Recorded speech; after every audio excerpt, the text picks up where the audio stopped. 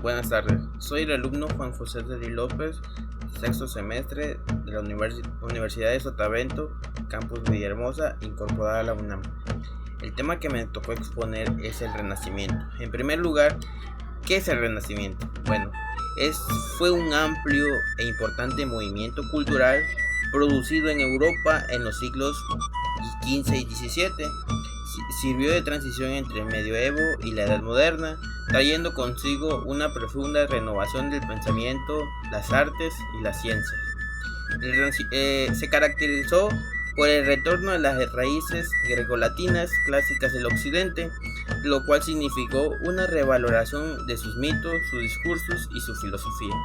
Luego del siglo del pensamiento dogmático religioso, le fue otorgado el nombre en el siglo XIX por el historiador francés Jules en 1855, rescatando el término que usó por primera vez el escritor y arquitecto italiano Giorgio Vasari. En sí, el Renacimiento no fue un movimiento homogéneo ni unitario desde el punto de vista cronológico y geográfico. Bueno, de tal manera surgió de una manera desordenada en Europa y se transmitió luego a las recientes colonias europeas situadas en América. De igual manera, los cambios políticos y sociales que trajo esta época fueron de importancia en todo Occidente. El fin del pensamiento religioso medieval y del sistema feudal aristocrático, de igual manera el surgimiento de las culturas burguesas y el inicio, algo después, del capitalismo.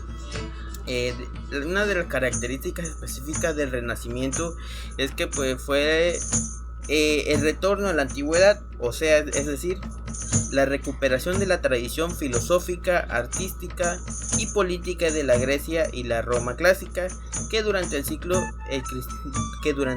el cristianismo había tenido gran magnitud creciente religiosa.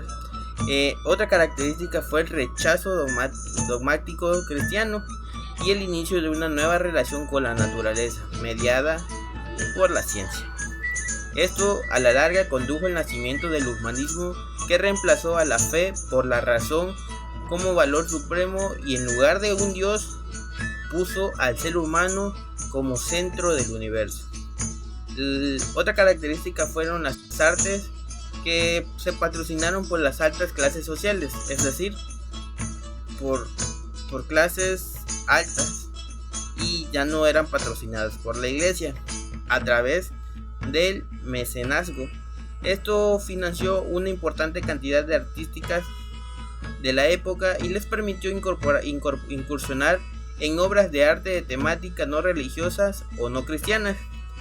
Otra característica fue que promovieron y realizaron nuevos descubrimientos científicos, nuevos proyectos de mediación y nuevas deducciones, entre las que destacaron la sustitución del modelo geocéntrico del universo aristotélico y por el heliocéntrico corpeniano. En fin, con los antecedentes históricos podemos decir que tuvo lugar al término de la Edad Media a partir del siglo XV. Sin embargo, numerosos historiadores hasta la fecha mencionan que los antecedentes históricos empezaron en los siglos XIII o el siglo XIV, y uno de sus puntos de partida fue que una época marcada por el debilitamiento del poder eclesiástico, como ya hemos mencionado, a causa de la reforma protestante y de la caída del Sacro Imperio Romano Germánico. Además, se desarrolló una pronunciada crisis económica que causaba el fin del modelo de producción feudal, lo cual trajo consigo un decaimiento en las artes y en la ciencia. En medio de esta decadencia medieval, muchos centros de poder europeos buscaron refugios en un nuevo modelo de Estado comandado por un autoritarismo monárquico, así como las artes buscaron refugio en la antigüedad clásica. Además, durante este siglo XVI tuvieron lugar los grandes descubrimientos geográficos europeos a manos de Cristóbal Colón, Fernando de Magallanes y Vasco de Gama. Así se abrieron nuevos mercados y nuevas rutas comerciales, otorgándole cada vez poder y una nueva clase social en ascenso a la burguesía. encargados de tener las bases del capitalismo venidero.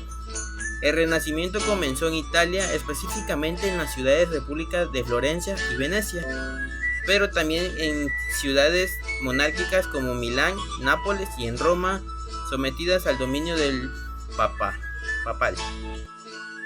De igual manera, las artes que surgieron en esa época del Renacimiento pues se puede organizar en periodos históricos y distintos, como por ejemplo el Quattrocentro o Renacimiento temprano, que también es conocido como Primer Renacimiento o Bajo Renacimiento, durante el siglo XV casi entero, y se supuso que la desaparición de la oscuridad medieval a manos de la luz renacentista. En este periodo la ciudad de Florencia ocupó el lugar central de la vanguardia artística, mientras que el resto de Europa continuó cultivando el arte gótico medieval. Otro arte cultural es el Cinquecento o Renacimiento pleno, el Manierista o Bajo Renacimiento, el Seicento o Barroco italiano. En pocas palabras, el Renacimiento pues constituyó más que nada una ruptura en la historia de la arquitectura, específicamente respecto al estilo gótico que predominó en medioevo cristiano. Como otra forma de arte, buscó su inspiración en las formas clásicas, pero introdujo en ella numerosas innovaciones en cuanto a técnicas, materiales de construcción y a la lengua del lenguaje del arquitecto. Existieron diversas obras durante esa época, como por ejemplo obras de la Capilla Sixta de Miguel Ángel. En arquitectura pues el Palacio Medici Riccardi en Florencia, escultura de la de David en 1504 con el escultor Miguel Ángel.